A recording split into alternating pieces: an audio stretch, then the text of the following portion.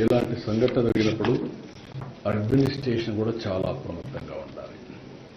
ఇంకా monitoring mechanisms కూడా పర్ఫెక్ట్గా ఉండాలి. నాకు అందులో కొన్ని లూప్ హోల్స్ కానీ లీకేజెస్ కానీ కనపడొస్తున్నాయి. అందుకే అక్కడ ఉండే ఆఫీసర్ ఎవరైతే ఉన్నారో డిఎస్పీ రమణ కుమార్ అయితే బాధ్యత లేకుండా పనిచేశారు. అదే మరిగా అరుణాథ్ రెడ్డి డైరెక్టర్ గోశాల, ఒకరు పోలీస్, ఒకరు అడ్మినిస్ట్రేషన్ పెడితే ఇద్దరు అది జరగకుండా కాపాడవలసిన బాధ్యత వీళ్ళపైన ఉంది. జవాబుదారితనంతో ఉండాలి, పనిచేయాలి. ఇద్దరు పనిచేయలేదు, ఇద్దరిని సస్పెండ్ చేస్తున్నాం. ఎవరైతే ఆఫీసర్స్గా ఉండి ఎస్పీ సుబ్బరాయుడు గారు కానీ, జేఈఓ గౌతమి కానీ, సివిఎస్ఓ శ్రీధర్ ముగ్గురిని తక్షణమే ట్రాన్స్ఫర్ చేస్తున్నాం. మనమంతా బాధ్యతతో ప్రవర్తించవలసిన వ్యక్తులు. మన వల్ల ఇలాంటివి జరిగినప్పుడు వీళ్ళు కూడా బాధ్యత తీసుకోవాల్సిన అవసరం ఉంది. అది కూడా వాళ్ళకి చేస్తాం. ఇది అయిన తర్వాత ఒక జ్యుడిషియల్ ఎంక్వైరీ కూడా ఇస్తున్నాం. వాస్తవాలన్నీ అధ్యయనం చేసి నాకు గవర్నమెంట్కి రిపోర్ట్ ఇస్తారు. ఇలాంటివి ఎక్కడా జరగడానికి వీలు లేదు. గవర్నమెంట్ చాలా స్పష్టంగా ఉన్నాం.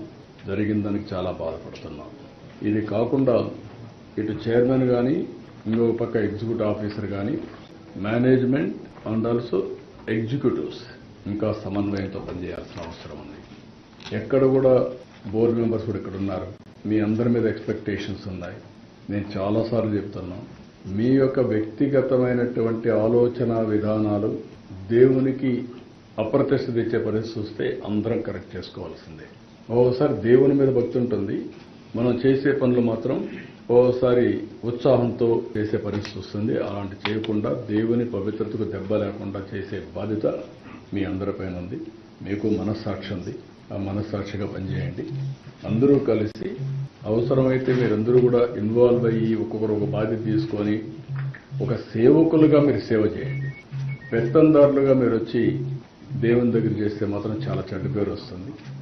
ఈ విషయాన్ని కూడా గుర్తుపెట్టుకోవాల్సిన అవసరం ఉంది. ఇవన్నీ నేను ఈరోజు చూసిన తర్వాత దీని మీద చాలా స్పష్టంగా మరొక్కసారి ఇక్కడుండే అందరికీ విజ్ఞప్తి చేస్తూ ఈ పవిత్రతను కాపాడతామని భారతదేశంలోని ప్రజలందరికీ విజ్ఞప్తి చేస్తూ, రాష్ట్ర ప్రజానికానికి విజ్ఞప్తి చేస్తూ